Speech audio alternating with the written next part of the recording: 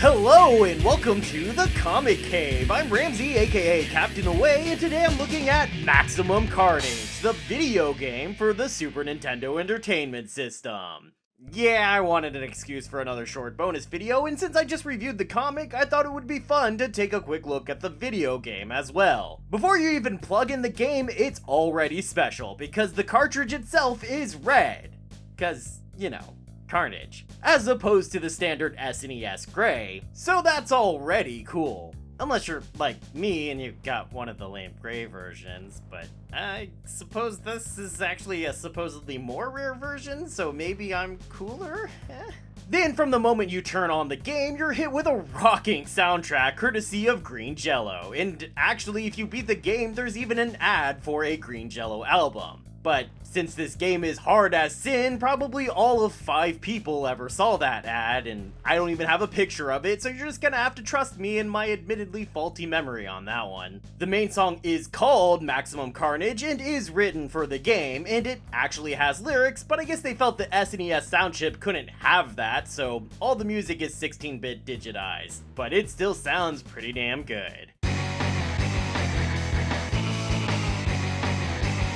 The game itself is a fairly standard beat-em-up, like Double Dragon, Final Fight, or Streets of Rage, but those were all good games, so the fact that this is easily comparable to them is pretty significant. For those that don't know, that means that basically you're confronted by a bunch of people and you punch them until their health bar depletes to 0, or yours does in the end. You can also pick up and throw enemies, which can look really funny, or pick up and throw items. What sets the game apart, other than the license, obviously, is a few things. First, there's the cool comic book sound effects that pop up when you punch things. Very Adam West Batman, but I like it. You can also choose at various points to play as Spider-Man or Venom, and you often get different levels when you do that, giving the game some extra replayability to go back and try those other levels. Like here, if you pick Spider-Man, you'll go to the prison riot that happened at this same point in the comic. If you choose Venom, you go through the torture cutscenes in the Statue of Liberty. Also worth mentioning about that is that there's a secret level here that lets you play inside the Statue of Liberty, that you can only get to by mashing the X and Y buttons during the cutscene.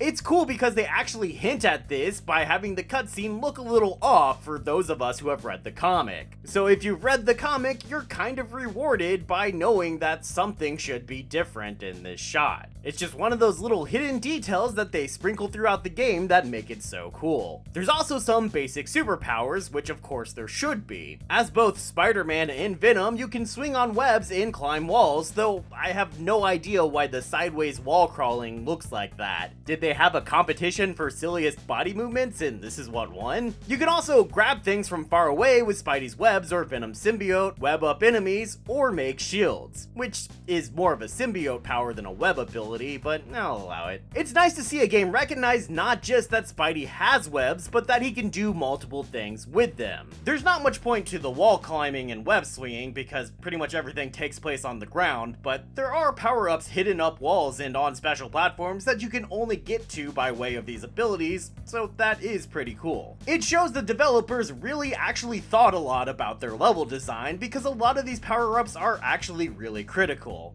Aside from giving health or extra lives, they also provide bonus cameo heroes that jump in to help you fight, like Cloak, Dagger, Captain America, and Black Cat. Also, I just have to mention that the music that plays when you summon Black Cat is absolutely hilarious.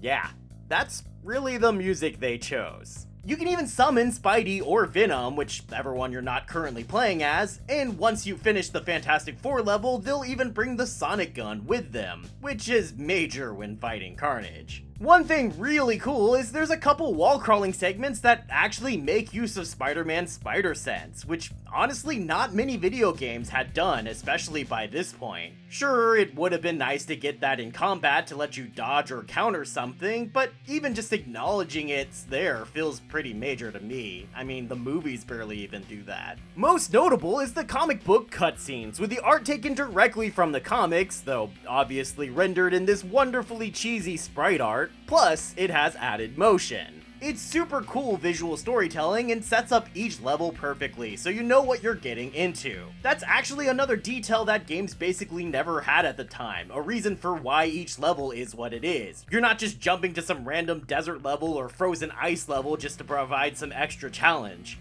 Each level is something that's taken directly from the comic. The rooftop fight with Shriek and Doppelganger, the church fight, San Francisco, the Fantastic Four headquarters, and on and on. Sure, they stretch it out with the beat-em-up stuff, but everything follows exactly as it goes in the comic. One of my favorite bits is how the game ends, credits roll, for kind of a long time, and then Carnage pops out of the water and you get an extra fight that's insanely hard and you better have saved up a ton of lives, or you can pretty much just kiss your ass goodbye. But this, minus the credit scroll obviously, is exactly what happened in the comic. It's really clearly evident that the game developers took great time and care with the development of this game, rather than just making a quick money grab. So it's a bit of a shame that even with all of this, it's really not that great. It's way too hard for its own good. It's got the difficulty level of an arcade game that was designed for you to pump millions of quarters into it, but there's no quarters here. If you lose, you just lose. The end.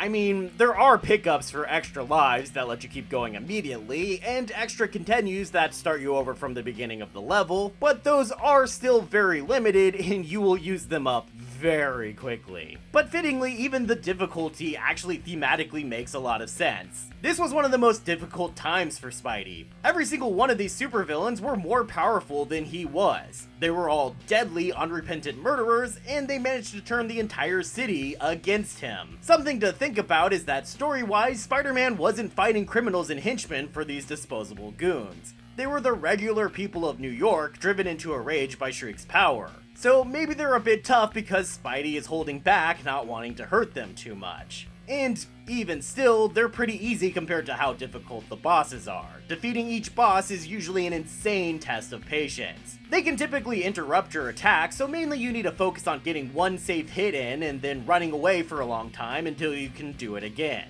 It can be annoyingly painful to sit through. In the latter half of the game particularly really becomes just repeating these annoying boss fights over and over again, which again, that is accurate to the comic, but knowing that doesn't really make it any more fun to play in a video game.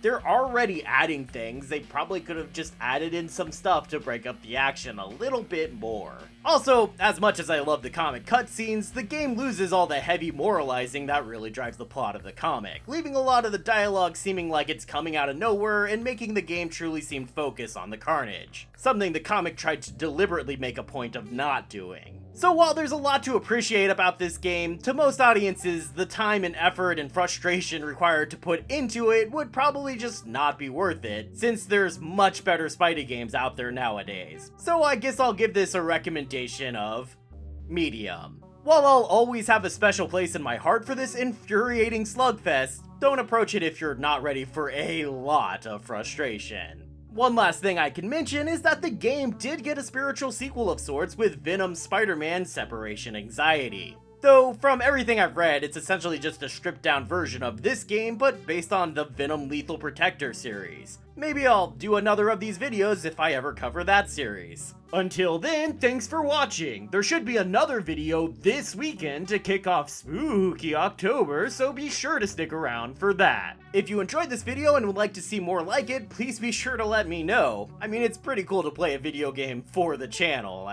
It's hard to complain about doing that. Also be sure to hit the like and subscribe so you can be sure to be here next time, and I hope to see you then, right here, in the Comic Cave.